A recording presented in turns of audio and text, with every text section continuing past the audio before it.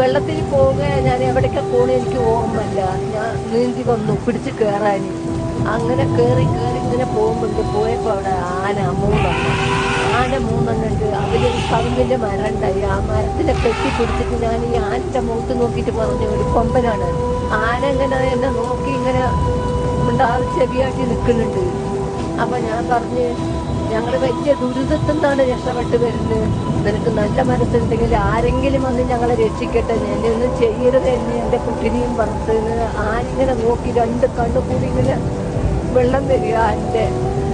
ആ മരത്തിന്റെ താഴെ തന്നെ ഞാനും എന്റെ കുട്ടിയും കിടന്നു. മഴ, പെരും മഴ.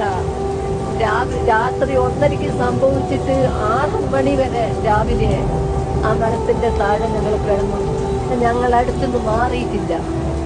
ആന അവിടെ തന്നെ നിൽക്കുക. ഒരു ശല്യം ചെയ്തിട്ടില്ല, ഒന്നും അത് തിന്നിട്ടില്ല. അത്